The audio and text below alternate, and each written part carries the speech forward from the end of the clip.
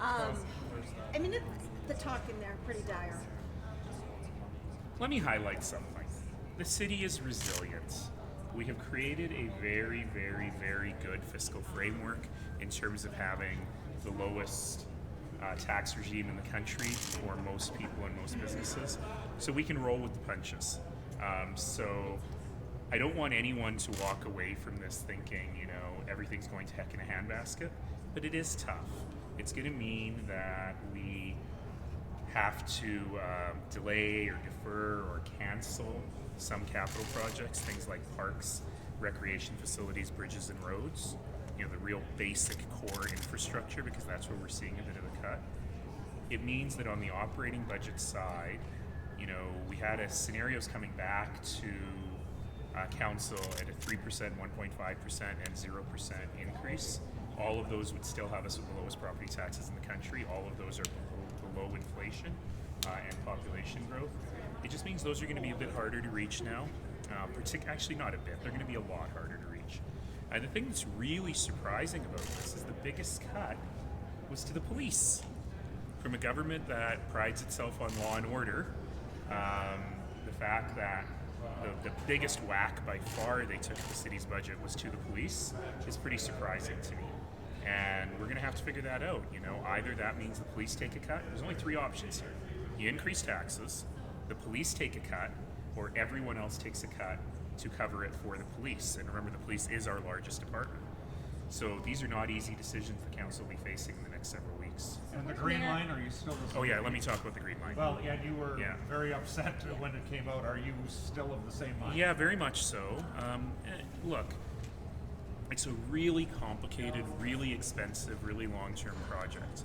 And if you're going to be pulling back on the cash flow, then it's extremely difficult for me to understand how that doesn't mean everyone putting pencils down and just starting construction when the cash starts flowing, because the city's been burned before on the West LRT, on other projects where we start the construction and then the province pushes out the payment of the money and we end up paying a lot of money to the bank. Now, I've got people way smarter than me in transportation and in finance trying to figure out if we can still do it on the same time frame.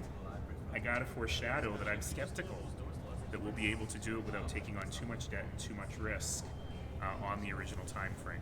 I think I mentioned to you before that on Thursday, I had staff saying, we should just cancel the whole project. And I was like, whoa, whoa, whoa, whoa, whoa.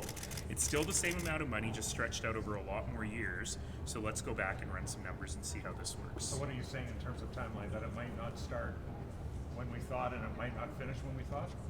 That is my hypothesis right now. Right. And I'm hoping that smart people who are smarter than me will prove me wrong.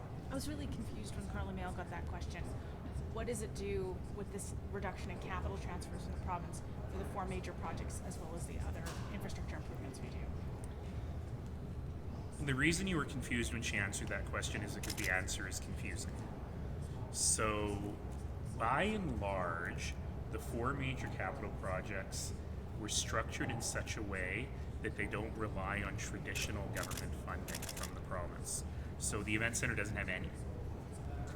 The BMO Centre is based on CRL funding, as is the Arts Commons. The Fieldhouse has a different source of funding entirely. So in reality, the provincial budget shouldn't really impact those four projects.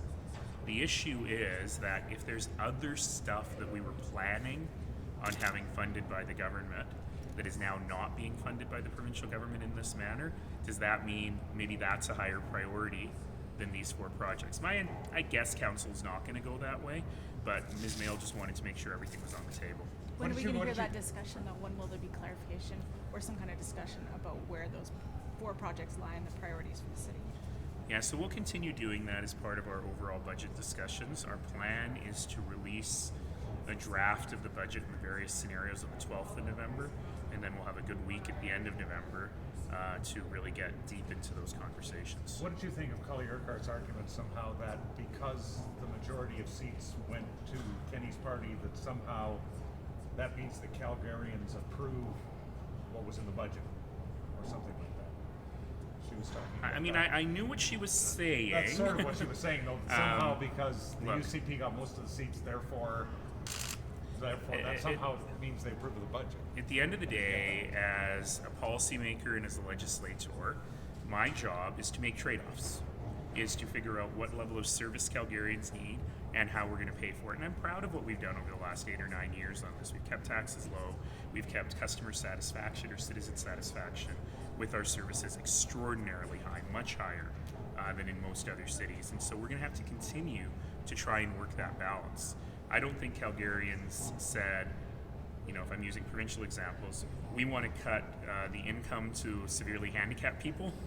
I don't think the Calgarians said we want transit not to work anymore, or we want the C trains to be more crowded. So my job is to balance those things off. I'm not interested in covering for the provincial government. You know, if they've made decisions to raise property taxes as they've done, I think it would be irresponsible for the city to absorb that. It's their tax. We're just the tax collector. If they've increased it, we should send that bill on to people. If they choose to cut the police service, then we ought not to be making cuts to swimming pools in order to cut the cut that they made to the police.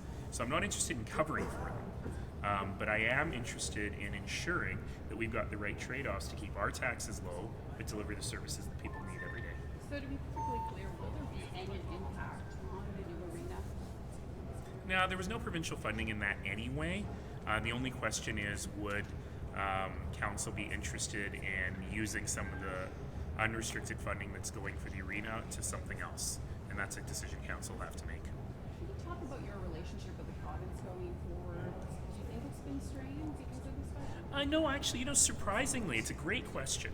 And surprisingly, I don't think so. I've had conversations with several ministers. I haven't spoken to the Premier, but I've spoken with his staff.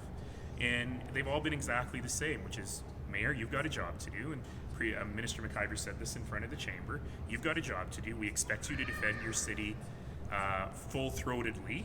And we have a job to do to try and balance our budget, and that's how the system works. And we still respect one another. So that's the position on which I'm moving forward. We've heard legal action, though, a couple of times over the boy. last number of days. I mean, you know, and that the province is breaking its contractual obligations. Is there a possibility that legal action could be initiated? I mean, particularly on the Green Line, there is a signed agreement. And it's not a signed agreement between the NDP or the UCP and Mayor Nenshi. It's a signed agreement between the province of Alberta and the city of Calgary. And at some point, agreements have to be worth more than the paper they're written on.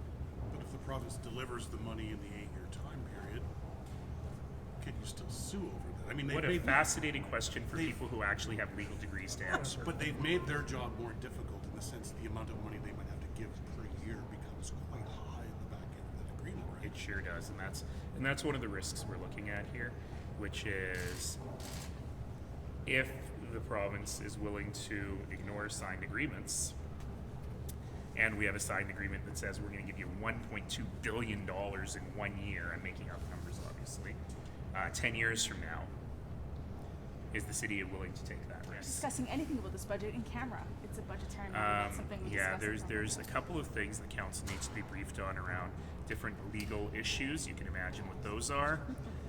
In legal strategy, there are some interesting things in the budget around the province's relationship with its employees, and we need to understand what implications those have on our relationship with our employees. And there are some other things related to the previous two items, at least one of them, around the Green Line, that we need to do to set up the next conversation of the Green Line Committee. I imagine it'll be a short in-camera session.